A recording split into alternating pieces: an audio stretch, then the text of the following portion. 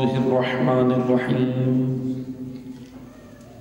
الحمد لله رب العالمين الصلاة والسلام على أشرف الأنبياء والمرسلين وخاتم النبيين سيدنا ومولانا على رسوله الكريم وأهل بيته الطيبين الطاهرين المعصومين المظلومين أما بعد فقال الله تبارك وتعالى في كتابه المجيد وفرقانه الحميد بسم الله الرحمن الرحيم إنا أعطيناك الكوثر فصل لربك وانحر إن شانئك هو الأبتر أما بعد فقالت فاطمة الزهراء سلام الله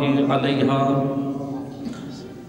أنتم عباد الله نصب أمره ونحيه وحملة ديني ووحيي وأمناء الله على أنفسكم وبلغاء إلى الأمم درود پڑھیے محمد وآل محمد۔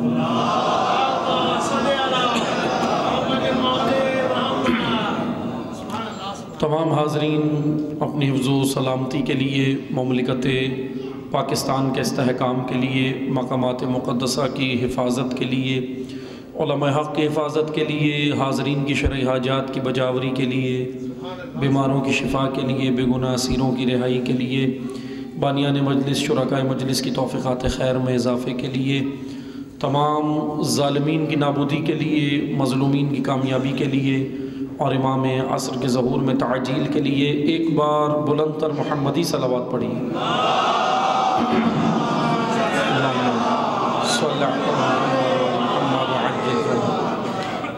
شکر گزار ہیں خداوند تبارک و تعالیٰ کے کہ اللہ تعالیٰ نے ہم سب کو ذکر محمد و آل محمد میں آنے کی، اس ذکر کا اہتمام کرنے کی اور یہ ذکر پڑھنے کی، اس ذکر کو کرنے کی یہ جو توفیق اللہ نے ہم سب کو عطا فرمائی، ہم سب بارگاہ الہی میں شکر گزار ہیں۔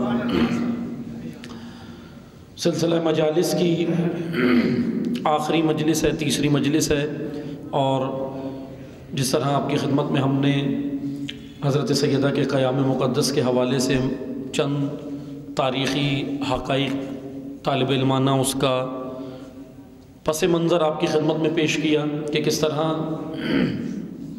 حضرت سیدہ کا دور ہے، جناب رسول اللہ کی رحلت ہوتی ہے، بہت مختصر سا یہ چند دنوں کا دور ہے، یعنی یہ کوئی بہت طویل عرصہ نہیں ہے، چند دنوں کا دور ہے۔ اس کے اندر جو کفار نے جو پلاننگز کی ہوئی تھی، کفار نے جتنا بھی اسلام کے خلاف ایک حکمت عملی جو تیار کی ہوئی تھی، جو پیغمبر اکرم کی زندگی سے ہی تیار تھی، اور حضور کی آنکھ بند ہوتے ہی کفار نے منافقین کے ذریعے سے دین اسلام اور عقائد اسلامیہ مسلمانوں کے عقائد پہ یلغار شروع کی۔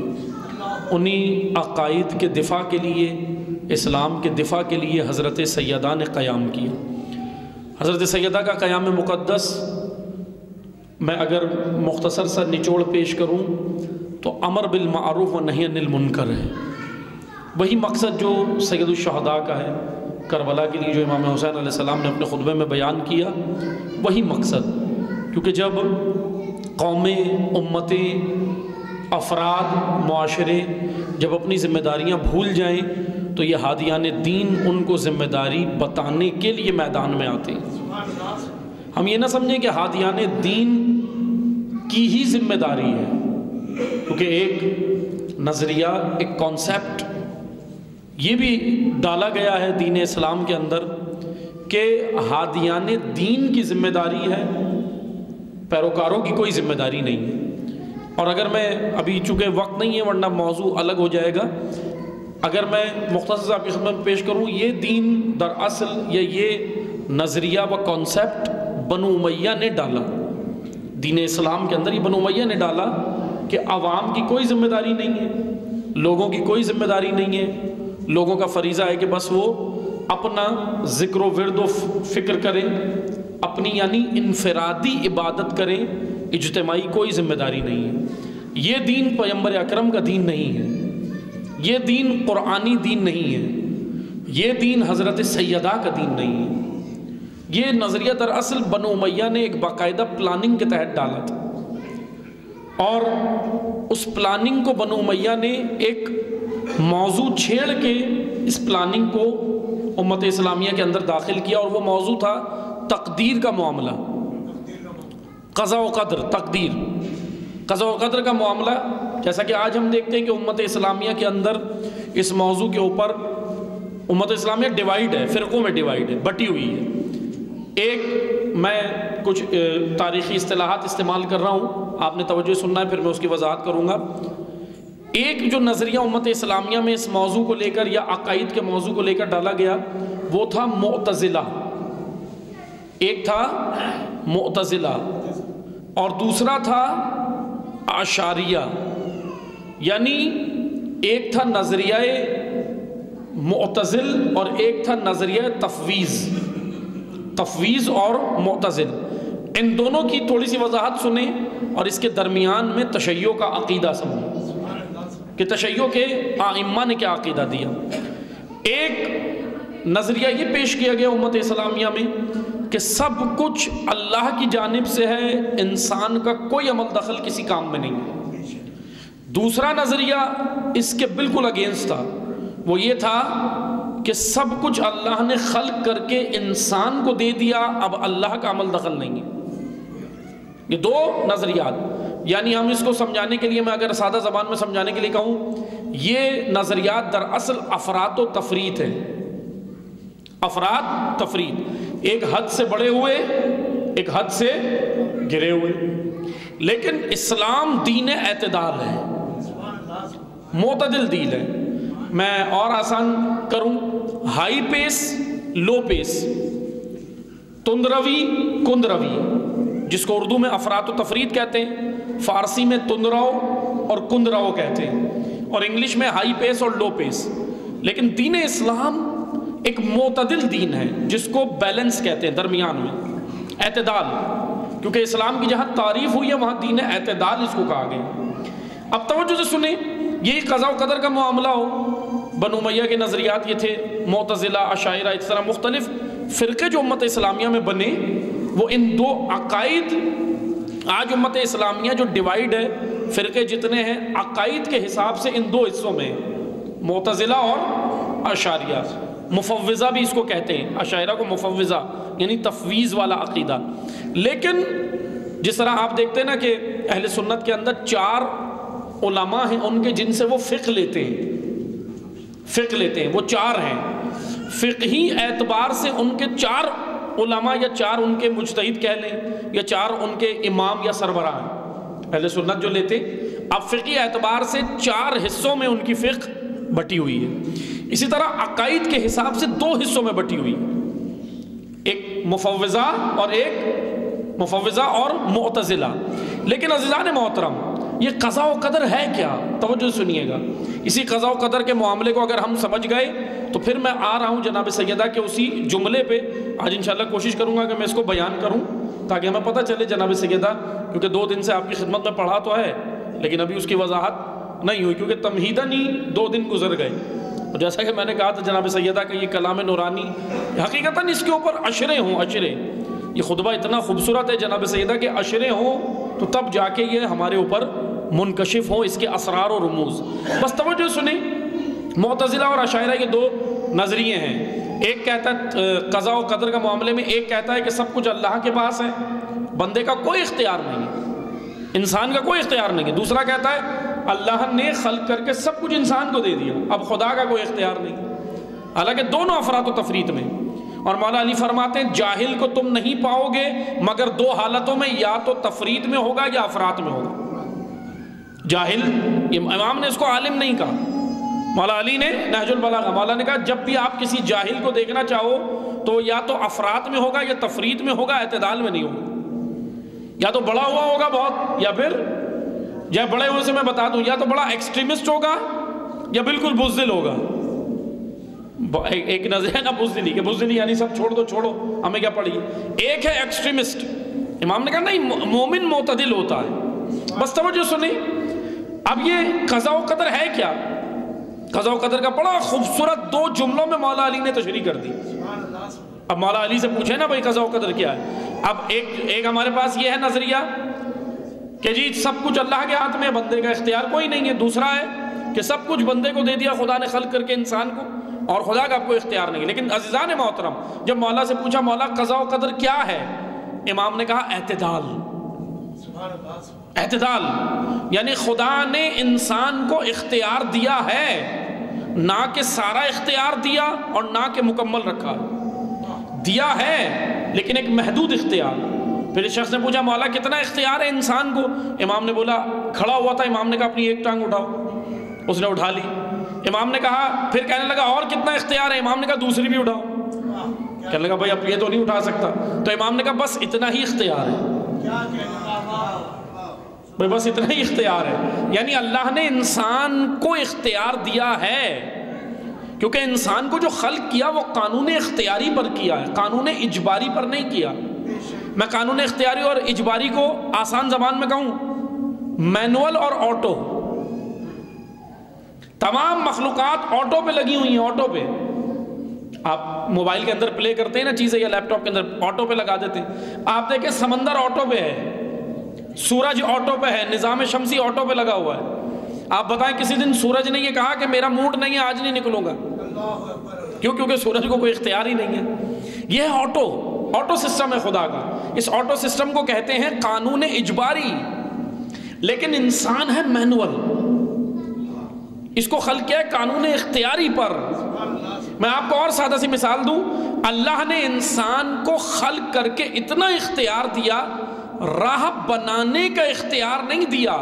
2 راہیں دکھا دی، ایک شیطان کی راہ، ایک رحمان کی راہ. اب چننے کا اختیار انسان کو دیا. یعنی ایسا نہیں ہے کہ خدا ہمیں زبردستی چلا دے گا، چننے کا اختیار ہمیں. اب یہ تو بنو امیہ نے نظریہ ڈالا کہ جی اللہ کی جانب سے، جو ہے اللہ کی جانب سے، ہمارا کچھ بھی عمل دخل نہیں ہے. اچھا کیوں ڈالا؟ اس کے پیچھے ایک شیطانی سوچ تھی، اور وہ سوچ یہ تھی کہ کربلا کا خون چھپایا جائے. اس وجہ سے ڈالا. انہوں نے کہا بھائی یہ دیکھو، انہوں نے معاذ اللہ الیعوذ باللہ یزید کو بچانے کے لیے کہنے لگے بھائی یزید کا کیا قصور، یہ تو سب اللہ کی طرف سے تھا. حسین کا قتل ہونا اللہ کی طرف سے تھا، سیدہ زینب کا اسیر ہونا اللہ کی طرف سے تھا، یزید کے ہاتھوں سے قتل ہونا اللہ کی طرف سے تھا. آپ مجھے بتائیں یہ کون سا کانسیپٹ تھا؟ یہ نہیں ہے اسلام. اعتدال یعنی خدا نے انسان کو اختیار دیا ہے، چاہے تو حسینی بنے چاہے تو یزیدی بنے. خدا نہیں بنائے گا زبردستی حسینی یا یزیدی، وہ اختیار سے بنے گا، راہ پر چل کر بنے گا. بس عزیزان محترم، اختیار دیا ہے، اس کے ساتھ ساتھ ذمہ داریاں بھی دیں. کون پر ذمہ داری ہے؟ اللہ نے انسان کو ذمہ دار پیدا کیا. آئیں آ کر پوچھیں، اب میں خطبے کی جانب آ رہا ہوں. وہ سطر جو میں نے تلاوت کی ہے، جو لائن، اب اس کو سنیں، اس کا پہلے ترجمہ سنیں.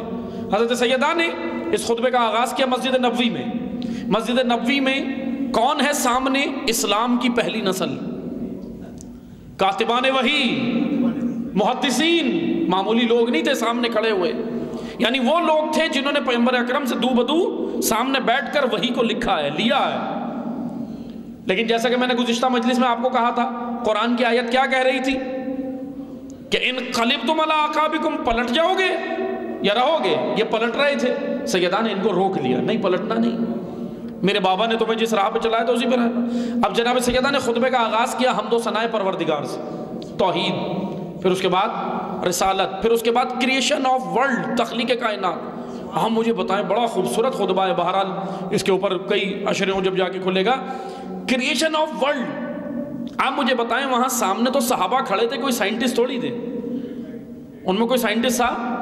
جابر بن حیان بھی نہیں کھڑا تھا اس وقت تو ابن حیثم بھی نہیں کھڑا تھا سامنے، اس وقت تو ابن رشد بھی نہیں تھا، ابن خلدون بھی نہیں تھا، اس وقت تو کارل مارکس بھی نہیں کھڑا تھا، اس وقت تو آئنسٹائن بھی نہیں کھڑا تھا سامنے، اس وقت تو جان کریمر بھی نہیں تھا، اس وقت تو نہیں تھے نا سامنے. لیکن زہرا کی پلاننگ لانگ ٹرم تھی. سیدہ سامنے والوں کو مخاطب قرار نہیں دے رہی تھی، سیدہ تا قیامت آنے والی ہر نسل کو مخاطب قرار دے رہی تھی کہ جو نسل آئے سیدہ کے خطبے سے علمی استفادہ کریں، نکالیں خطبے کو پڑھیں۔ آج جانتے ہیں ان خطبوں کے اوپر انٹرنیشنل یونیورسٹیز کے اندر ہمارا یہ جو کلام ہے نہج البلاغہ مولا کا، نہج البلاغہ، معذرت کے ساتھ آپ مجھے بتائیں ہم نہج البلاغہ کو کتنی بار کھولتے ہیں دن میں؟ اللہ اکبر، چلو میں اپنے آپ سے ہی سوال کر رہا ہوں، کتنی بار کھولتے ہیں؟ لیکن یہی نہج البلاغہ، یہی صحیفہ سجادیہ، یہی خطبات سیدہ، یہی خطبات امام حسین، خطبات امام حسن، جتنے تاریخ میں ہے نا، ان کے اوپر باقاعدہ ایک تھیسس لکھے جاتے ہیں، ریسرچ ہو رہی ہے۔ کہاں پر؟ انٹرنیشنل یونیورسٹیز، یہاں نہیں، پاکستان میں نہیں، انٹرنیشنل لیول پہ، ہارورڈ، کیلیفورنیا، مانچسٹر، دنیا کی بڑی بڑی ٹاپ کلاس یونیورسٹیز کے اندر۔ آپ یہ دیکھیں نا، تخلیق کائنات کا جو میں موضوع بیان کر رہا ہوں، چلیں بات آ گئی ہے نا تو میں آپ کو بیان کرتا ہوں کہ یہ جوانان خصوصی توجہ سے سنیں۔ ایک ٹیکنالوجی ہے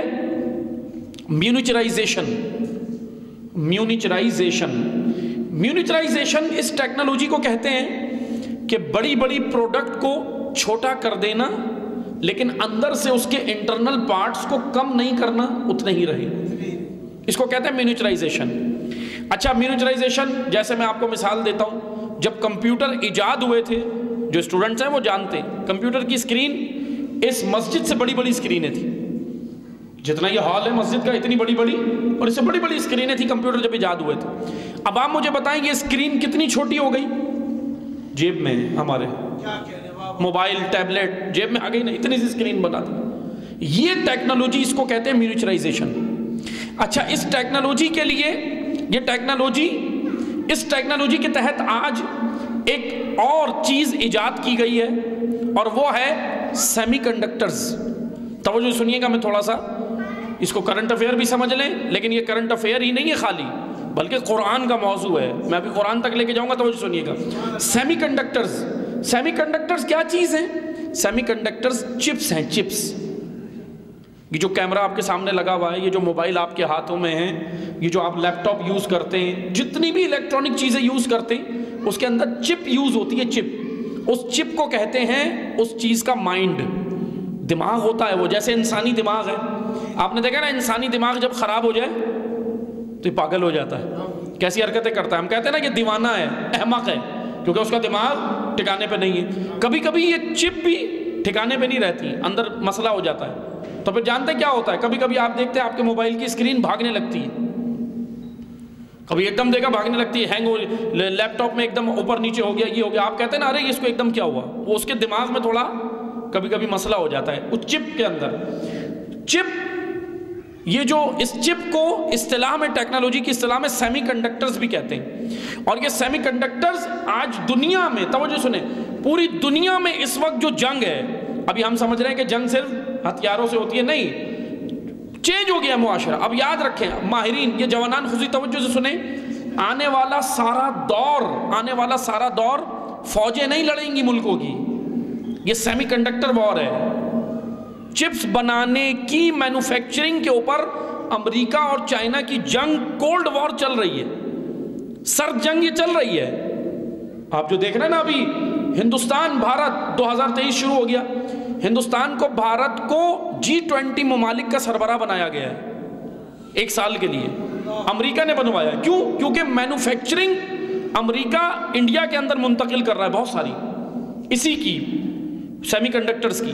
اچھا، وہ کس کے مقابل ہے؟ وہ چائنا کے مقابل۔ اب چائنا اور اس کی جنگ چل رہی ہے، توجہ سنیں، یہ سیمی کنڈکٹرز کی آگے، اب اس سیمی کنڈکٹر سے کیا ہوتا ہے؟ اس کے سافٹ ویئر سے سارے جو ہے وہ کیمیکل ہتھیار بھی بنتے ہیں، اسی کے سافٹ ویئر سے بہت ساری چیزیں بنتی ہیں، اسی کے ذریعے سے روبوٹ ٹیکنالوجی ایجاد ہو رہی ہے، اسی کے ذریعے سے روبوٹس، کیونکہ اگلا جو دور ہے وہ سارا روبوٹ کا ہے، روبوٹ لڑیں گے آنے والے سالوں میں، انسانوں نے نہیں لڑنا، فوجیوں نے نہیں لڑنا، 2 ملکوں کی جنگ ہوگی، روبوٹ لڑیں گے۔ اس کی حالیہ مثال ابھی آرمینیا سے، جو آذربائیجان اور آرمینیا کا ہوا تھا نا معاملہ، اس کے اندر آذربائیجان نے روبوٹ اتارے تھے، ابھی یہ زیادہ پرانی بات ہے، 2019 کی بات ہے، روبوٹ اتارے تھے، فوجیں نہیں اتاری، روبوٹ اتارے اور اپنا علاقہ واپس لے لیا آرمینیا سے، اپنا علاقہ واپس لیا۔ یہ ایک جدید ٹیکنالوجی کی جنگ ہے۔ اب سیمی کنڈکٹرز کے اوپر جنگ ہے اس وقت امریکہ اور چائنا کی، دو بڑی طاقتیں یہ ہیں اس وقت۔ اب ہاں ان کے اپنے اپنے بیچ میں اتحادی ہیں، چائنا کے اپنا گروپ ہے، امریکہ کا اپنا گروپ ہے، لیکن توجہ سنیں، میں ساری باتیں یہ اس لیے کر رہا ہوں تاکہ ہمیں پتہ چلے، مسلمان دیکھیں، خصوصاً تشیع دیکھیں کہاں کھڑا ہے، اذان محترم دیکھیں، یہ سیمی کنڈکٹر بن رہے ہیں، جس ٹیکنالوجی سے بن رہے ہیں اس ٹیکنالوجی کو کہتے ہیں مینیچرائزیشن، یہی مینیچرائزیشن۔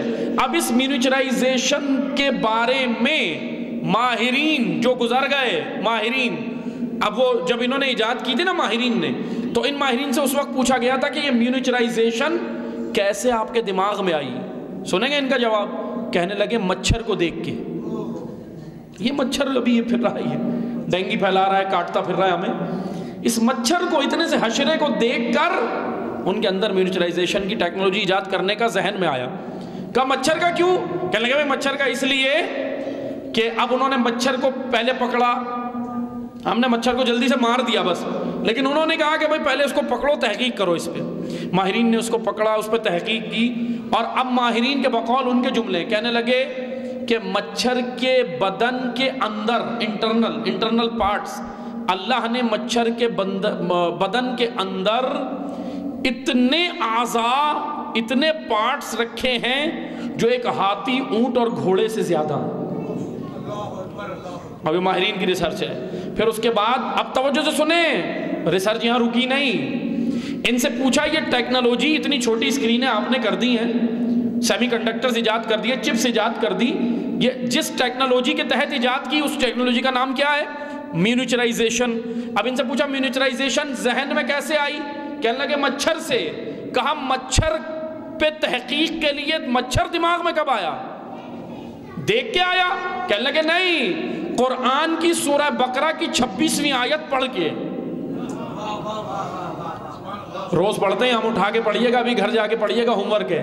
ان اللہ لا یستحیی ان یضرب مثلا ما بعوضۃ فما فوقها، اللہ کسی سے استہزاء و مذاق نہیں کرتا، تمہیں بعوضہ کہتے ہیں مچھر کو، خدا کہہ رہا ہے میں تمہیں مچھر کی مثال دے رہا ہوں۔ آیت جس وقت نازل ہوئی انسانی ذہن اتنا اپ گریڈ نہیں تھا، سوچ چھوٹی تھی، لوگ ہنس رہے تھے کہ بھئی اللہ مچھر کی باتیں کیوں کر رہا ہے، قرآن میں بھیجا باتیں، لیکن خدا نے کہا نہیں، جاؤ میں تمہیں مچھر کی مثال دیتا ہوں، صاحبان اولی الالباب، صاحبان عقل، جا کے مچھر کو دیکھو، اور مچھر جتنی کوئی مخلوق لا دو، بنا کے لا دو۔ خدا نے چیلنج کیا انسانوں کو، تمام انسانوں۔ عزیزان محترم، وہی آیت قاریان قرآن جھوم جھوم کے پڑھ رہے ہیں، حافظان قرآن روز پڑھ رہے ہیں، روز تلاوت ہو رہی ہے، ہم گزر رہے ہیں، اسی قرآن سے ایجاد ہو گئی مینیچرائزیشن۔ وہی سورہ رحمان دکان میں لگا ہوا ہے، کیسٹ میں، گھر میں لگا ہوا ہے، روز پڑھ رہے ہیں، فریم بنا کے دیوار پہ لگا ہوا ہے، اچھی بات ہے، اب میں ان چیزوں کا مخالف نہیں ہوں، یہ نہیں سمجھیے گا، اچھی بات ہے، لگا ہوا ہے، روز تلاوت کریں، لیکن وہی سورہ رحمان باٹنی کا بتا رہی ہے کہ نباتات کی خلقت کیسے ہوئی، وہی سورہ رحمان فلکیات کا بتا رہی ہے کہ دنیا میں یہ مارس اور یہ چیزیں جتنے بھی نظام شمسی ہے یہ خلق کیسے ہوا۔ آج ہم ناسا، امریکہ کا ایسٹرو فزکس کا دنیا کا سب سے بڑا ادارہ NASA, national aeronautics and space administration, آج ناسا آسمان پہ گیا، مارس کی تصویر لی، پلانٹ کی تصویر لی، اس سیارے کی، اس سیارے کی، اور دے دی ہمیں، کہاں؟ ویب سائٹ پہ۔ ہم نے جا کے دیکھی، بھائی ویب سائٹ پہ ناسا ماشاءاللہ کہاں پہنچ گیا، ناسا آج پہنچا۔ علی 1400 سال پہلے کہہ رہے تھے مجھ سے پوچھو میں زمینوں سے زیادہ آسمانوں کے راستے جانتا ہوں۔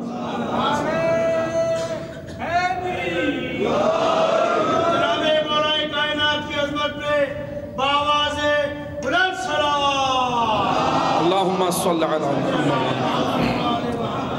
ناسا آج پہنچا ہے، علی 1400 سال پہلے کہہ رہے تھے ہے کوئی آئے مجھ سے پوچھے، میں زمینوں سے زیادہ آسمانوں کے راستے جانتا ہوں، میں یہاں سے زہرہ تک کا راستہ جانتا ہوں، چاند تک کا راستہ جانتا ہوں، مریخ تک کا راستہ جانتا ہوں، عطارد و مشتری کا راستہ جانتا ہوں۔ اے کاش کہ علی سے پوچھنے والے جو سامنے بیٹھے ہوتے تھے نا اتنے احمق تھے، کہتے تھے مولا میری داڑھی میں بال کتنے، یہ مولا سے سوال کیا۔ پھر اس کے بعد مولا کو کیا کہنا پڑا، مولا کو پتا تھا کہ مسلمان کچھ نہیں کریں گے، نکمے آپس میں فرقے بنا کے لڑیں گے، امام کو پتا تھا، اس لیے امام نے کہا کہ اے مومن یہ حکمت تیری گمشدہ چیز ہے، حکمت یعنی علوم کہا کہ اے مومن یہ حکمت تیری گمشدہ چیز ہے، کافر کے پاس سے بھی ملے تو لے لو، ہے مومن کی، یعنی آپ لے لو اس کو، یہ علوم آپ کے ہیں۔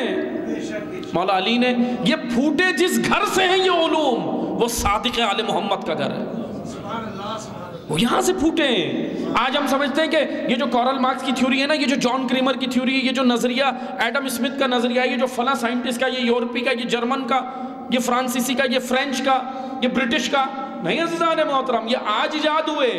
یہ نظریہ اسلام کے نظریہ، وہ سب سے بڑی دنیا کی یونیورسٹی کا نام صادق آل محمد کی یونیورسٹی، امام صادق کے 4000 اسٹوڈنٹ، چھٹے امام کے 4000 شاگرد، امام بیٹھ کر 4000 شاگردوں کو کیا پڑھاتے تھے؟ صرف وضو ہی صحیح کرا رہے تھے روزانہ؟ نہیں، یہ نہ سمجھے صرف اصول پڑھا رہے تھے، آؤ بھائی آج وضو کا یہ طریقہ سیکھو، تیمم ایسے کرو، بس پوری زندگی امام نے نہیں۔ امام کے شاگرد مفضل بن عمر جوفی، مفضل بن عمر جوفی، نام بھی یاد کر لیں، ابھی معذرت کے ساتھ بیان ہی نہیں ہوتے، یہ نام بھی نہیں پتا ہمیں تو امام کے شاگردوں کے، بیان ہونے چاہیے نا۔ جیسا میں نے پہلی مجلس میں آپ سے کہا تھا کہ جس امام کا یوم شہادت و میلاد ہو، یہاں پڑھنے والے سے تقاضا کریں اس امام کی زندگی پہ پوری مجلس، صرف مصائب کافی نہیں ہے، صرف مصائب میں ہم 2 آنسو بہائیں اور چلے جائیں اور کہیں امام نے زندگی میں کیا کیا۔ چوتھے امام کی زندگی اتنی خوبصورت کہ چھٹے اور 5ویں امام کو جو تبلیغ کا موقع ملا، سید سجاد کے مرہون منت، یعنی پورا گراؤنڈ امام سجاد نے بنایا تھا، تربیت ایسی کی تھی، تب یہ شاگرد پیدا ہوتے رہے، ورنہ بعد کربلا ماحول بہت خراب ہو گیا تھا مکہ اور مدینہ کا۔ تاریخ کہہ رہی ہے مکہ اور مدینہ کا ماحول اتنا خراب ہو گیا تھا بعد کربلا کہ شام میں حاکم کو رقص و موسیقی کی جب محفل ہوتی تھی تو مشہور رقاصائیں مدینہ اور مکہ سے جاتی تھی، ناچنے والی عورتیں، یعنی اتنی اخلاقی پستی میں چلا گیا تھا مکہ اور مدینہ۔ سید سجاد نے وہی کام کیا جو حضور نے آ کر عرب معاشرے کو اٹھا کر زیرو سے ڈیولپ کیا تھا۔ اتنی خوبصورت زندگی 40 سالہ بعد کربلا۔ ہم سمجھتے کہ امام نے صرف عزاداری کی، امام کی عزاداری صرف رونا ہی نہیں تھا، امام کی عزاداری میں علوم بھی آتے ہیں، امام کی عزاداری میں عبادت بھی آتی ہے، امام کی عزاداری میں قوم کی تربیت بھی ہے۔ یعنی امام نے عزاداری کو ایک تحریک اور ایک پلیٹ فارم بنایا تھا، عزاداری کو محدود نہیں کیا تھا۔ امام نے عزاداری کو امام بارگاہ تک محدود نہیں کیا تھا، امام نے عزاداری کو ایک پلیٹ فارم بنا دیا تھا، ایک تحریک بنا دیا تھا، ایک حرکت بنا دی تھی۔ بس عزیزان محترم آئیں آ کر دیکھیں، یہ علوم کے خزانے یہیں سے نکلے ہیں۔ ابھی وقت نہیں ہے ورنہ میں اور بہت ساری چیزیں آپ کو کمپیریزن کراؤں، قرآن نے اور کیا کیا کہا ہے۔ قرآن کی سورہ حشر کی آیات، قرآن نے اسلامک اکنومیکل سسٹم بیان کیا ہے۔ آج سب پریشان ہیں، سب پریشان ہیں، دنیا پریشان ہے نہیں ہے۔ بی بی سی کی رپورٹ کے مطابق روزانہ کی بنیاد پہ 80 کروڑ افراد بھوکے سوتے ہیں روز، 80 کروڑ۔ بھئی یہ جو اتنے بڑے بڑے نعرے لگا رہے ہیں، سرمایہ دار، کیپٹلزم، دوسرے سوشلزم والے جو کسانوں کی تحریک کبھی چلاتے ہیں، کبھی کچھ چلاتے ہیں، کبھی ہیومن رائٹس، تم اتنے نعرے لگا رہے ہو اور 400 سال ہو گئے حکومت کرتے ہوئے، 2 نظام بنا کے، کیپٹلزم ایک سوشلزم، 400 سال سے پوری دنیا پہ حکومت کر رہے ہو، غربت کا خاتمہ تو نہیں کر سکے؟ کر سکا کوئی نظام؟ نہیں کر سکا، کیونکہ کوئی بھی نظام یہ دعویٰ نہیں کرتا کہ میں غربت کا خاتمہ کروں گا۔ ایک نظام دعویٰ کرتا ہے کہ وہ قائم ہوگا تو غربت ختم ہوگی، اور وہ نظام مہدویت ہے۔ سمجھئے امام زمانہ علیہ السلام، بلندر سلام، اللہم صلی علی محمد وعلی محمد۔ یہ ایک ہی نظام دعویٰ کر رہا ہے۔ آئیں دیکھیں روایات، کسی کے پاس عزیزان محترم اے تشیع اپنا مقام پہچان ہے۔ ہمارے پاس ہے وہ سسٹم جو دنیا سے غربت کو بھی خاتمہ کر سکتا ہے، ہمارے پاس ہے وہ سسٹم جو دنیا کو ابن تراب سے ابو تراب بنا دیتا ہے۔ جانتے ہیں ابو تراب اور ابن تراب میں کیا فرق ہے؟ ابن تراب مٹی کے بیٹے، یعنی جو صرف مٹی سے کھائے پیے اور مٹی میں غرق ہو جائے وہ ابن تراب ہے، لیکن جو مٹی سے پوری دنیا کو اپنے سامنے علم کے ذریعے تسخیر کر لے، جھکا لے، وہ ابو تراب ہوتا۔ ابو تراب یہ ایسی لقب نہیں ہے خالی، ابو تراب خالی اس کو نہیں رہا۔ مٹی کا باپ سے مطلب کیا ہے مولا کا؟ مٹی کے باپ سے مراد یہ ہے کہ تمام خلقت مٹی سے۔ آج کون سی ایسی چیز ہے جو ہمیں جو خوراک ملتی ہے وہ سب مٹی سے ہے یا نہیں ہے؟ تمام خوراک، حتیٰ کہ گوشت بھی کھاتے ہیں وہ بھی مٹی سے بنا ہے، کیونکہ جانور کا چارہ مٹی سے بنا ہے۔ سب کچھ مٹی ہے، مٹی سے. لیکن بہت سارے ایسے ہیں جو صرف کھانے پہ فوکس کرتے ہیں، وہ ابن تراب ہے.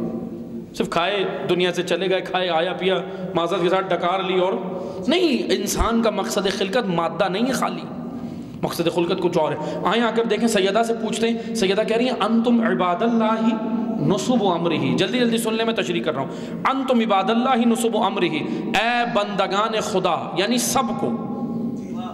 کوئی تفریق سیدہ نے نہیں کی، شیعہ، سنی، بریلوی، دیوبند، یہ وہ سب جتنے بندگان خدا، جتنے انسان ہے دنیا میں.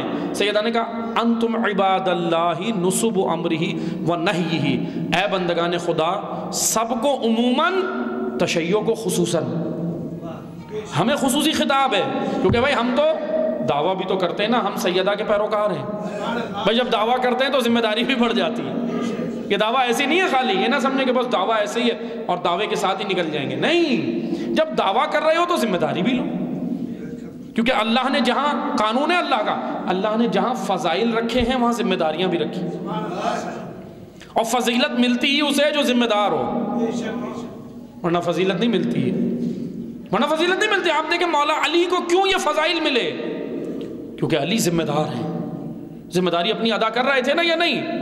انہی ذمہ داریوں کو ادا کرنے کی وجہ سے تو شہید کیا ہے ائمہ کو. اگر یہ ذمہ داری ادا نہ کرتے نا، صرف اپنا مسلح پکڑ کے عبادت کرتے، کوئی معاشرے کی ذمہ داری ادا نہ کرتے، تو پھر کون مولا علی کو شہید کرتا؟ کوئی کچھ نہیں کرتا. کون امام حسین کو شہید کرتا؟ امام حسین، آپ مجھے بتائیں، ہم سے ہماری نمازیں تو کچھ بھی نہیں جو حسین ابن علی کی نماز. کیا امام سے اچھی عبادت مسلح پکڑ کے امام نہیں کر سکتے تھے؟ یہی مشورے امام کو قیام کے وقت دے رہے تھے. عبداللہ ابن عباس، عبداللہ ابن عمر، عبداللہ ابن زبیر، تاریخ میں نام ہے، سب کہہ رہے تھے مولا چھوڑیں، یزید ایک دن مر جائے گا، آپ یمن کی پہاڑیوں میں چلے جائیں. یہ امام کے جملے، تاریخ میں جملے ہیں. امام حسین کو کہا آپ یمن کی پہاڑیوں میں چلے جائیں، وہاں آپ کچھ دن گوشہ نشین ہو جائیں. خانقاہی مشورہ. اس لیے اقبال نے کہا نکل کر خانقاہوں سے ادا کر رسم شبیری. یہ خانقاہیت حسین کا دین نہیں ہے. نکل کر خانقاہوں سے، یعنی اپنی جان بچاؤ اور معاشرہ تباہ ہو جائے، یہ حسین کا دین نہیں ہے، یہ کربلا نہیں ہے، یہ سیدہ کا دین نہیں ہے. کیا کہہ رہے تھے؟ امام حسین کو کہہ رہے تھے مولا آپ خاموش ہو جائیں، یزید ایک دن مر جائے گا، نہ آپ یزید کو چھیڑیں نہ یزید آپ کو چھیڑیں. یہ مشورے تاریخ میں ہیں. امام حسین نے کہا تفن لحاظ الکرام، تمہاری باتوں پہ تف ہو. امام نے ان کو دور کر دیا، کہا تم مکہ میں کھڑے ہو گئے. جب امام مکہ میں ہیں، ابھی کربلا نہیں گئے، 8 ذی الحج کو چھوڑا تھا نا مکہ، 28 رجب مدینہ چھوڑا، پھر مکہ آ گئے. مکہ میں 4 مہینے رہے امام حسین، 4 مہینے 4 دن. 28 رجب، ابھی آ رہی ہے نا رجب کا مہینہ، 28 رجب مدینہ چھوڑا، 3 شعبان کو مکہ پہنچ گئے. مکہ میں امام حسین کا قیام 4 مہینے 4 دن ٹوٹل. 8 ذی الحج کو مکہ چھوڑا. بھائی مکہ میں کیا کیا؟ مکہ میں امام نے اپنی تحریک کو جاری رکھا، مکمل تحریک کو. سب کو خطوط، امام کو خطوط ملتے تھے، امام جواب دیتے تھے، امام نمائندے بھیجتے تھے، پوری تحریک چل رہی تھی. ایسا نہیں تھا امام 4 مہینے خاموش بیٹھے تھے اور صرف کعبے کا غلاف پکڑ کے عبادت کر رہے تھے. نہیں، امام نے کعبے کو مرکز بنایا ہے اور پھر تحریک چلائی ہے. وہی اپنے نانا کی تحریک، اپنے بابا کی تحریک. بس عزیزانو توجہ سنیں، امام کو کہا مولا آپ بھی چلے جائیں، چھوڑیں، نہ آپ یزید کو چھڑیں نہ یزید آپ کو چھڑیں. امام نے کہا تمہاری باتوں پہ تف ہو، اللہ نے مجھے امام بنایا ہے. امام غاروں میں بیٹھنے نہیں آتا، اللہ کی کتاب کے مطابق امور مملکت چلانے آتا. تم مجھے کون سی امامت پڑھا رہے ہو؟ یہ وہ امامت نہیں ہے جو تم سمجھ رہے ہو کہ میں اپنی جان بچانے کے لیے نہیں. بس عزیزان محترم توجہ سے سنیں، حسینیت جان بچانے کا مکتب نہیں ہے، دین بچانے کا مکتب ہے. تو جو ہے نا، اس پورے جملے میں نے سمیٹ دیا ہے گفتگو کو. حسینیت جان بچانے کا نہیں، دین بچانے کا مکتب ہے. ہم نے یہ سمجھ لیا بس جان بچا لو. اب بہرحال وہ ایک الگ موضوع ہے، تقیہ کی کچھ کیفیات ہوتی ہیں، تقیہ کی کنڈیشنز ہوتی ہیں. اب ایسا تھوڑی ہے کہ ہر جگہ تقیہ، اور ایسا نہیں ہے کہ ہر جگہ تقیہ نہ ہو، اس کی کنڈیشنز ہیں الگ. ابھی میں اس موضوع میں نہیں جاتا، لیکن توجہ سے سنیں. بس حضرت سیدہ نے کہا اے بندگان خدا، انتم عباد اللہ نصب امرہ و نہیہ، اے تمام بندگان خدا، تم سب کی ذمہ داری ہے امر و نہی.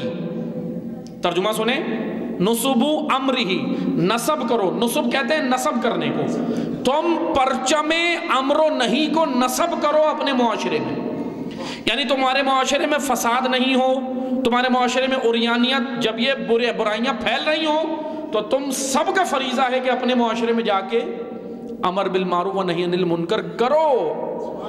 کوئی اگر تمہیں یہ کہے یہ تو میرا ذاتی فعل ہے، تمہیں کیا، نہیں، یہ سیدہ نے ذمہ داری رکھی ہے، ذاتی ہے تو گھر کے اندر جا کے کرو، معاشرے میں اگر فساد ہوگا تو سیدہ کہہ رہی ہے روکو اس فساد کو، امر بالمعروف و نہی عن المنکر۔ پھر آگے بی بی نے کیا کہا، وَحَمَلَةَ دِينِهِ وَوَحْيِهِ، اللہ نے تمہیں دین کا حامل بنایا ہے۔ حملہ، حمل کہتے ہیں عربی زبان میں کہتے ہیں بوجھ اور ذمہ داری اٹھانے کو حمل، اور حامل کہتے ہیں ذمہ داری اٹھانے والے کو۔ بی بی کہہ رہی ہے کہ اے بندگان خدا تمہیں اللہ نے حامل بنایا ہے۔ اب توجہ سنیے گا، حامی نہیں، حامل۔ حامی اور ہوتا ہے، حامل اور ہوتا ہے۔ حامی وہ ہوتا ہے جو ہمارے کاموں کی تعریف کرتا ہے، بجی بہترین کام، ماشاءاللہ زبردست کیا کام کیا ہے، یہ حامی ہوتا ہے۔ حامی پرجوش بھی بہت ہوتا ہے، لیکن حامل وہ ہوتا ہے جو ذمہ داریاں ادا کرنے میدان میں اتر جاتا ہے۔ سیدہ ہمیں دین کا حامی نہیں دیکھنا چاہ رہی، یہ نہیں کہہ رہی کہ کام ہم نے کیا، مولا علی سارا کام علی کریں اور تم بس علی کو کہو ماشاءاللہ مولا نے کیا کام کیا اور پھر گھر چلے جاؤ، یہ حامی نہیں چاہیے، بلکہ علی کے ساتھ میدان عمل میں اترے ہوئے سچے پیروکار چاہیے۔ اس کو کہتے ہیں حامل، اس کو کہتے ہیں حامل۔ ورنہ آپ دیکھیں کوفہ کے اندر بہت سارے تھے جو مولا کے کاموں کی تعریف کرتے تھے، صرف تعریف کرتے تھے، لیکن ساتھ اتر کے کام کرنے والے سلمان و ابوذر تھے۔ سلمان و ابوذر و مقداد تھے، قمبر تھے، عمار یاسر تھے۔ کیوں یہ مختصر گروہ نظر آتا ہے؟ کیونکہ یہ حامل تھے، باقی سب حامی تھے۔ کیوں علی تنہا ہو گئے؟ کیوں علی جیسا امام شہید ہو رہا ہے؟ کیونکہ حامل کم تھے، حامل کم تھے، حامی زیادہ تھے۔ اس لیے جس دور میں بھی حامی زیادہ ہو، حامل کم ہو، اس دور میں امام یا تو قید میں ہوتا ہے یا شہید کر دیا جاتا ہے۔ یہ تاریخ جو ہے نا 11 اماموں کی، اس کے اگر ہم تجزیہ کر کے میں آپ کی خدمت میں پیش کروں تو اصل تجزیہ یہ بنتا ہے کہ حامل ذمہ دار افراد اتنے نہیں ملے امام کو۔ بھئی ہم کیا کرتے ہیں، ہم تو صرف قاتلوں پہ لعنت کر کے چلے جاتے ہیں۔ بے شک ٹھیک ہے، قاتلوں نے تو یہ کیا، وہ تو مجرم ہیں، وہ سب لعنت اللہ ہیں، بے شک ہیں، لیکن وہ اتنے طاقتور بنے کس کی وجہ سے؟ صرف حامیوں کی وجہ سے، جو حامی حامل نہیں بنے۔ ورنہ آئیں آ کر دیکھیں کوفہ کے بازار میں بی بی پہنچ کے کیوں تنبیہ کر رہی تھی کوفہ والوں کو؟ بی بی کہہ رہی تھی کہ تم حامل نہیں ہو۔ اپنے خطبے میں بھی جناب زینب نے کہا تم حامل نہیں ہو، دین کے حامل نہیں ہو۔ جناب سیدہ کیا کہہ رہی ہے؟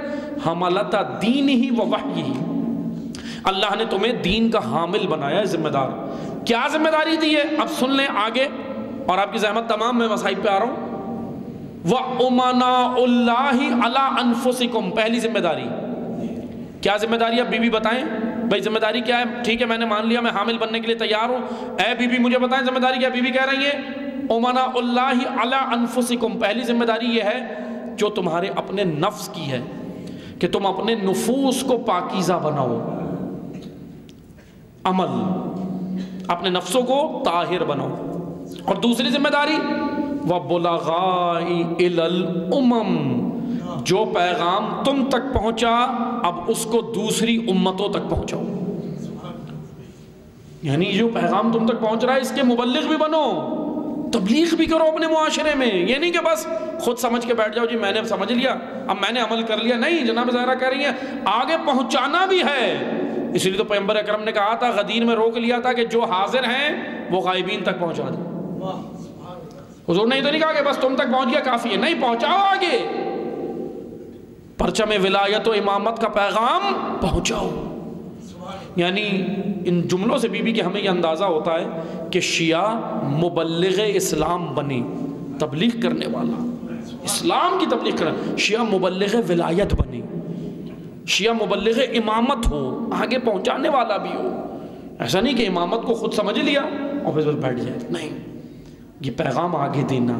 بس عزیزان محترم، ذمہ داری، نفس کی ذمہ داری یہ ہے کہ اپنے وجود کو اللہ کی خاطر اس کی راہ پہ ڈالو۔ اس کی راہ پہ ڈالو. اور دوسری ذمہ داری بلغاء علم، یعنی ایک ذمہ داری انفرادی ہے، دوسری ذمہ داری اجتماعی ہے، اور ان دونوں ذمہ داریوں کو نبھا کے مومن بنا جاتا ہے، ورنہ مومن نہیں بنتا انسان. اگر ہم نے مومن حقیقی بننا ہے، میں پہلی مجلس میں شاید میں نے کہا تھا، میں دوبارہ عرض کروں کہ ہم دنیا میں انسان بن کے تو آئے ہیں لیکن مومن بننے آئے ہیں.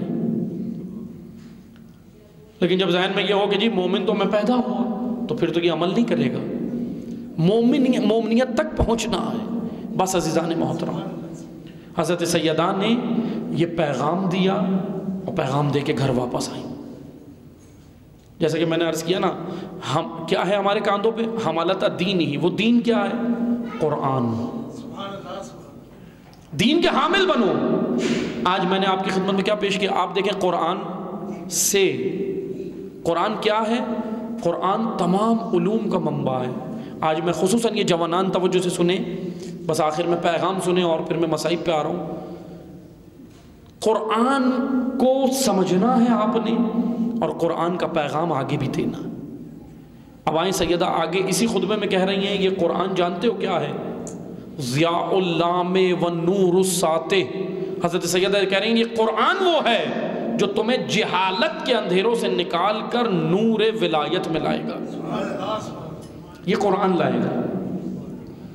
آپ مجھے بتائیں آج دنیا کہاں پہنچ گئی اس قرآن سے؟ جیسے میں نے بیان کیا، یہ میونیچرائزیشن، ٹیکنالوجی قرآن سے، باٹنی قرآن میں، جانوروں کے علوم زولوجی قرآن بیان کرتا ہے، جیولوجی زمینی حقائق علوم قرآن و اہل بیت نے دی. آ کر دیکھیں، خطبات پڑھیں. بس عزادارو، مکتب تشیع کے پاس اتنے خزانے ہیں علم کے. سیدہ کی آرزو سنیں. کیا ہے سیدہ کی آرزو؟ سیدہ کی ایک ہی آرزو ہے، اور ہمیں تعلیم یافتہ دیکھنا. بس اس خطبے میں سارا علم ہی علم ہے. علم. اب علم سے مراد میری یہ نہیں ہے کہ کوئی بھی یہ نہ سمجھے کہ سب مدرسے چلے جائیں اور مولانا بن جائیں. نہیں، علم دینی اور دنیاوی نہیں ہوتا. یہ ہم نے تفریق کی ہے. بس مولا کی حدیث کے زیر سایہ میں 2 جملوں میں دینی اور دنیاوی علم بیان کر دوں. دینی علم وہ ہے جو اللہ کی خاطر اور خلقت کو مخلوق کی خدمت کے لیے پڑھا جائے، اور دنیاوی علم وہ ہے جو صرف اپنی ذات کے لیے پڑھا جائے. اب جا کے تفریق کر لیں. ہو سکتا ہے کوئی مدرسے میں بیٹھ کے اپنی ذات کے لیے پڑھ رہا ہو، اور کوئی یونیورسٹی میں بیٹھ کے اللہ کی خوشنودی کے لیے پڑھ رہا ہو. تو پھر وہ مدرسے والا دنیاوی بن جاتا ہے، وہ یونیورسٹی والا دینی بن جاتا ہے. معیار کوئی اگر ٹیکنالوجی پڑھ رہا ہو تو یہ نہیں کہیں دنیاوی علم ہے، نہیں، دینی ہے، بشرط یہ کہ نیت یہ بناؤ. اے عزیز جوانوں، ٹیکنالوجی کے میدان میں آگے آئیں، آرٹیفیشل انٹیلیجنس پڑھیں، اسی کا دور ہے، آگے آئیں، لیکن نیت میں یہ نہ ہو کہ میں صرف اپنا روٹی کماؤں گا. بے شک روٹی تو آپ کو مل جائے گی، وہ رب العالمین ہے، کافر کو بھی پالتا ہے، کافر کو بھی دیتا ہے یا نہیں؟ وہ رازق ہے، وہ سب کو دیتا ہے. لیکن علم کا مقصد روٹی نہیں ہے. علم کا مقصد وجود میں انسانیت پیدا کر کے معاشرے کو انسان بنانا ہے. یہ مقصد علم ہے. ہم نے معذرت کے ساتھ علم کو ہم نے مادی بنا دیا. مادی کہ علم کا مقصد ہے ڈگری، علم کا مقصد ہے مارکس، علم کا مقصد ہے ڈگری حاصل کر کے بس پوسٹ. نہیں، پوسٹ نہیں بھی ملی تو غم نہ کھائیں، علم آپ کے پاس ہے. علم کے ذریعے سے انسان نے انسان بننا ہے. جناب سیدہ اس خطبے کے اندر مسلمانوں کو علم سے جوڑ رہی ہیں. عالم بنو، علم بنو. بس عزیزان محترم، لیکن یاد رکھیں اہل بیت کے بغیر، اب سوال یہ بنتا ہے نا کہ کیوں اسلام سے ہی کیوں لیں علم، کیا ضرورت ہے؟ تو آئیں سنیں، اہل بیت کے بغیر انسان اچھا ڈاکٹر تو بن سکتا ہے، اچھا انجینئر تو بن سکتا ہے، ہو سکتا ہے اچھا عالم بھی بن جائے، لیکن اہل بیت کے بغیر ایک اچھا انسان نہیں بن سکتا. کیونکہ اہل بیت ہمیں انسان بنانے آئے ہیں. انسان اصلی جب ہمیں انسان بننا ہے تو قرآن و اہل بیت کے دامن کو تھامنا ہوگا. کیونکہ اس انسان کے اندر خدا نے 2 چیزیں رکھی ہیں، ایک شہوت بھی رکھی ہے اور ایک عقل بھی رکھی ہے. شہوت اگر غالب آئے تو جانور سے بدتر، اور عقل غالب آئے تو فرشتے سے افضل ہے۔ ایسے ہی ہے نا، لیکن بعض اوقات ایسا ہوتا ہے کہ انسان کی عقل غالب آتی ہے، فرشتوں سے افضل، پھر اس انسان کو فرشتے سجدہ کرتے ہیں۔ کہ انسان ہم عام طور پہ کیا کہہ دیتے ہیں جب کوئی اچھا انسان دیکھتے ہیں نا، نیک بہت اچھا دیکھیں جس سے بہت انسپائر ہوتے ہیں، بہت متاثر ہوتے ہیں نا، کہہ دیتے ہیں یہ تو بالکل فرشتہ ہے۔ نہیں، آپ نے انسان کو فرشتہ نہیں بنانا ہے، یہ فرشتے سے افضل ہے۔ فرشتہ اختیاری عمل تھوڑی کر رہا ہے، اجباری کر رہا ہے، انسان اختیاری عمل کر رہا ہے، اس لیے فرشتے سے افضل ہو جاتا ہے۔ لیکن یہی انسان جب شہوتوں کا، خواہشات کا غلبہ ہو تو یہ انسان اتنا گرتا ہے، اتنا گرتا ہے، اتنا انسانیت سے گرتا ہے کہ اپنے امام کو ہی قتل کرنے آ جاتا ہے،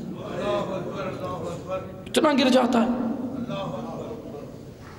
پھر یہ انسان کتنا گرتا ہے سنیں گے، اتنا گر جاتا ہے یہ انسان شہوتوں کے غلبے میں، مادہ پرست جب بن جائے نا، حکومت رائے کے لیے اتنا گر گیا کہ 6 مہینے کے بچے پہ تیر چلا دیا۔ اللہ اکبر۔ کربلا 2 صفات کی جنگ ہے، ایک طرف عقل تھی، ایک طرف شہوت تھی۔ عقل نے عاشق خدا بنا دیا، شہوت نے مادہ پرست بنا دیا۔ یہ شہوتیں تھیں جو کروا رہی تھی، عمر سعد کے اندر شہوت تھی، شمر کے اندر شہوت تھی، خولی کے اندر شہوت تھی، حر کی عقل غالب تھی، ادھر سے ادھر آ گیا۔ یہ عقل تھی، عقل عاشق خدا بناتی ہے، یہ سفر کراتی۔ لیکن میں نے عرض کیا نا، یہ شہوت بہت خطرناک ہے، بہت خطرناک ہے۔ یہ تو ناپاک لوگ تھے نا، لیکن وہ جو کوفہ میں تھے جنہوں نے مسلم کسی کے ساتھ دھوکہ کیا، اب توجہ سے سنیے گا، روتے بھی جائیں لیکن سنیں۔ وہ جو کوفہ میں مسلم ابن عقیل کے ساتھ دھوکہ کر رہے تھے، ان پہ کیا چیز غالب تھی؟ شہوت۔ کیونکہ بعض اوقات پاکیزہ محبتیں بھی، خدا کہتا ہے کہ ان کو بھی اتنا غالب آنے نہ دو کہ تمہارے پاؤں میں زنجیر بن جائیں وہ پاکیزہ محبتیں۔ کوفہ والوں کے پاؤں میں جانتے کون سی محبت تھی؟ اولاد کی محبت، زوجہ کی محبت، اور زوجہ کو شوہر کی محبت، والدین کو اولاد کی محبت، اولاد کو والدین کی محبت، مال کی محبت، حلال مال کی محبت۔ بعض اوقات حلال مال بھی فتنہ بن جاتا ہے، قرآن کہہ رہا ہے اولاد فتنہ بن جاتی ہے۔ کوفہ والوں نے کیا کیا؟ جب مسلم نے ندائے حق بلند کی، آئے بیعت کی، لیکن پھر کیا ہوا؟ جب عبید اللہ ابن زیاد نے اعلان کیا کہ دیکھو کل شام سے لشکر آ رہا ہے، تمہارے مردوں کو قتل کروں گا، تمہارے بچوں کو دارالامارہ پہ لٹکاؤں گا، عورتوں کو اپنی فوج میں اسیر کر لوں گا، کنیز بنا لوں گا۔ ادھر کیا ہوا سنو گے عزادارو؟ سننا، چھوڑ گئے۔ کسے چھوڑ گئے؟ نمائندہ حسین کو، نائب امام چھوڑ گئے۔ کیا چیز لے گئی؟ شہوت گھر سے نکلی، اس نے کہا تم کیوں جاتے ہو، پڑوس والا مدد کر لے گا۔ وہ تھی زوجہ کی محبت جو شوہر سے تھی، یہ شہوت تھی۔ اب یہ مرد جو کھڑا تھا نا مسلم کی مدد کے لیے پریشان تھا، ایک طرف شہوت کہہ رہی تھی کہ آ جا، ادھر عقل کہہ رہی تھی کہ دیکھ خدا کا نمائندہ ہے۔ ان کی جنگ ہوتی ہے، ہمارے وجود میں ہر وقت ہوتی ہے، جب ہم گناہ کرنے جاتے ہیں نا، جب بھی ہوتی ہے یہ جنگ۔ نامحرم گزر رہی ہے، شہوت کہتی ہے دیکھ کتنی خوبصورت ہے، عقل کہتی ہے مت دیکھ تیری نامحرم ہے، تیرے رب نے اس کو تیرے لیے محرم قرار نہیں دی۔ کیسی جنگ ہے یہ عزادارو؟ اگر ہم یہ جنگ جیت گئے نا، بس پھر یاد رکھو، پھر کوئی ایٹم بم، کوئی تلوار، کوئی اسلحہ کچھ نہیں ہے سامنے۔ شہید قاسم سلیمانی نے یہ جنگ جیتی ہے، شہید ابو مہدی المہندس نے اندر سے جنگ جیت لی تھی، شہید باقر النمر نے اندر سے جنگ جیت لی تھی۔ ان کی عقل غالب، شہوت مغلوب، انہوں نے ایسی جنگ جیتی کہ اب ان کو پرواہ نہیں تھی موت ان پہ آ جائے یا یہ موت پہ جائے۔ یہ ہے کربلا کے فدائی، یہ ہے راہ حق پہ چلنے والے۔ اللہ اکبر۔ آج مجھے بتائیں، امریکہ جیسا نجس، امریکہ جیسی نجس شیطانی سوچ اور طاقت، کیا حاصل کیا اس نے؟ کچھ نہیں حاصل کر سکے۔ جن زمینوں پر قبضے کے لیے امریکہ نے شہید سلیمانی کو شہید کیا حاصل کر لی نہیں کی، وہ تو سرخرو ہو گیا علی کا پیروکار، وہ تو سرخرو ہو گیا۔ کیوں سرخرو ہو گیا؟ کیونکہ اس نے اپنے مولا سے ملنا تھا، وہ تو چلا گیا اپنے مولا کے پاس۔ اللہ اکبر، وہ تو سپاہی تھا امام مہدی کا، وہ تو چلا گیا امام کے پاس۔ اس کی تو آرزو ہی یہی تھی، جب تک زندہ تھا کہتا تھا مجھے شہید۔ اسی لیے تو رہبر معظم آیت اللہ خامنئی نے کیا کہا؟ یہ زندہ شہید تھا، یہ زندہ رہتے ہوئے بھی زندہ نہیں تھا، اس کی روح پرواز کر چکی تھی، ایسا شہید ہے یہ۔ نہج البلاغہ میں مولا 147 نمبر حکمت میں کہہ رہے ہیں کہ مومن وہ ہوتا ہے رہتا دنیا میں ہے، روح اس کی بدن میں نہیں ہوتی، پرواز کر جاتی ہے۔ آج وہ صفات ہمیں شہید قاسم میں نظر آتی ہیں، شہید سردار میں نظر آتی ہیں، آج وہ صفات شہید ابو مہندس میں نظر آتی ہیں، شہید نمر میں نظر آتی ہیں۔ بس عزادارو روتے ہوئے دعا کرنا، اے خدایا تو ہمیں بھی تو چن لے اس راہ کے لیے، تیرا جو لطف شہید قاسم پہ ہوا، اے کاش بس ہمیں بھی چن لے، کیونکہ یہ لطف خدا کا، شہادت لطف خدا ہے، شہادت لطف خدا ہے، شہادت سیرت حسین ہے۔ بس خدایا تو مجھے بھی چن لے۔ زہرا سے جانتے ہو شہید قاسم سلیمانی کی طاقت کا راز کیا تھا؟ سیدہ سے توسل، توسل تھا زہرا سے۔ تمام شہداء کی یہی ہے طاقت۔ بس عزادارو سننا، یہ تھی عقل، عقل عاشق بناتی ہے، شہوت امام کا قاتل بناتی، عقل خدا کا عاشق بناتی ہے۔ شہوت اتنا خطرناک ہوتی ہے کہ نبی کی بیٹی کے در پہ آگ لے آتی ہے۔ یہ شہوت لائی تھی، شہوت۔ ان انسانوں کو انسانیت سے کس نے گرایا؟ شہوت نے۔ بس دعا کرنا روتے ہوئے، پروردگارا میری شہوت کو غالب نہ آنے دینا، ایسا نہ ہو جب وہ 12واں آئیں تو میری شہوت غالب ہو، نہیں میں اتنا بہ نہ جاؤں اس معاشرے کی بے راہ روی میں۔ بس عزادارو یہ شہوت آئی اور آ کر دروازہ سیدہ جلا دیا اس شہوت نے۔ پھر اس شہوت نے جانتے ہو کیا کیا؟ سیدہ کی پسلیاں بھی ٹوٹ گئیں۔ یہ شہوت کروا رہی ہے انسان سے۔ اتنا گر گیا یہ انسان کہ جس دروازے پہ ملائکہ آ کے سلام کرتے تھے آج اس دروازے کو گرا دی۔ اللہ اکبر۔ پھر اس شہوت نے کیا کیا؟ اس شہوت نے علی کو نکال کے رسیاں باندھ دی، علی کے بازو میں رسی، علی کو کھینچنے لگے۔ سنو گے عزادارو، کلیجہ تھام کے سننا، جب یہ علی کو زمین پہ کھینچنے لگے نا، سیدہ جو اپنا پہلو پکڑی ہوئی تھی، علی کی حالت دیکھ کے اپنا غم بھول گئی، اپنا درد علی کی حالت دیکھ کے زہرا بھول گئی۔ سیدہ اٹھی، فضہ نے سنبھالا، روایت میں ہے فضہ نے سنبھالا، زہرا نے علی کے ہاتھ کو مضبوطی سے پکڑ لیا۔ کلیجہ تھام کے سننا، اب سننا، انہوں نے علی کو کھینچنا شروع کیا، زہرا نے ہاتھ نہیں چھوڑا، روایت میں ہے نبی کی بیٹی زمین پہ کھینچنے لگی۔ اجرکم اللہ، نبی کی بیٹی زمین پہ کھینچنے لگی۔ قنفذ یہ منظر دیکھ رہا تھا، قنفذ نے جب دیکھا نبی کی بیٹی علی کا ہاتھ نہیں چھوڑ رہی، مضبوطی سے تھاما ہے، اپنا کلیجہ تھامو، دیکھو شہوت نے کیا کرایا۔ قنفذ کی شہوت اٹھی، وجود میں اٹھی، کمر بند سے تازیانہ نکالا، ہوا میں لہرایا اور سیدہ کے ہاتھ پہ اتنی زور سے مارا سیدہ سے علی چھٹ گئے، سیدہ سے علی چھٹ گئے۔ ایک یہ منظر تھا مدینہ کا۔ آخری دو جملے سن لو عزادارو، جی بھر کے پرسہ دینا، حسین کو مادر حسین کا پرسہ دینا، امام زمانہ کو پرسہ دینا، اجلی ہوئی لہد کا پرسہ دینا۔ آخری جملے سننا، ہاتھ پہ سیدہ کے نشان رہ گیا۔ عزادارو سننا، سیدہ کا وقت شہادت قریب آیا۔ اسماء کہتی ہیں علی نے غسل دینا شروع کیا۔ اجرکم اللہ، سننا عزادارو، آخری دو جملے سن لو۔ علی نے غسل دینا شروع کیا، لیکن فاتح بدر و حنین، فاتح خیبر و خندق کی ایک درد بھری چیخ نکلی۔ ایک درد بھری چیخ نکلی۔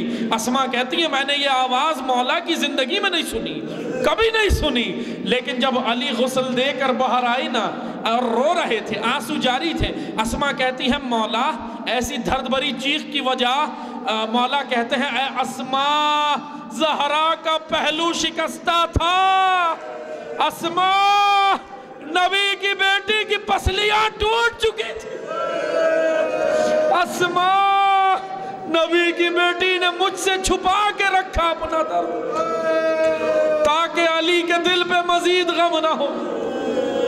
جنازہ تیار ہوا زہرا کا، آخری جملے سننا، سیدہ کا جنازہ تیار ہو گیا، رات کی تاریکی میں اٹھا، بچوں نے آ کے دیدار کیا، حسنین نے دیدار کیا، اسیران شام نے دیدار کیا، زینب و کلثوم نے دیدار کیا۔ آخری جملے سننا، جی بھر کے رو لینا، پرسہ دے لو، دو جملے۔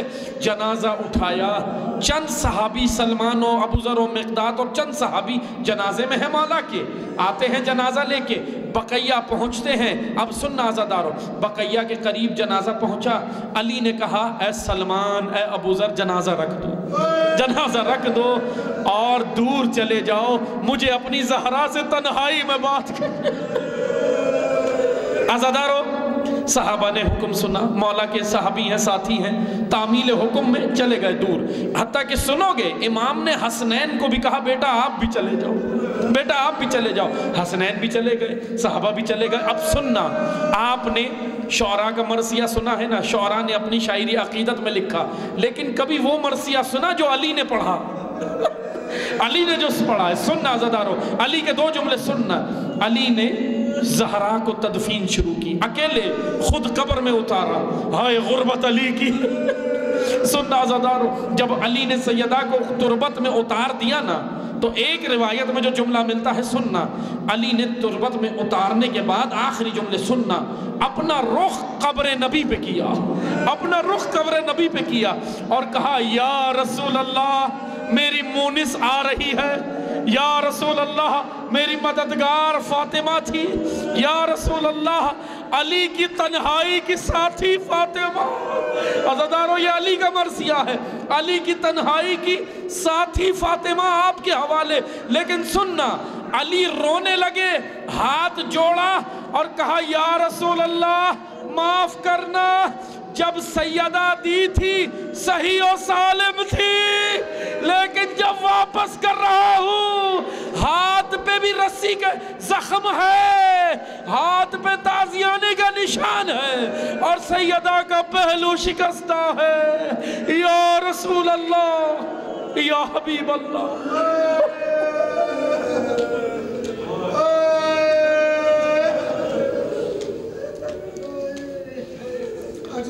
مساء يعلم الذين ظلموا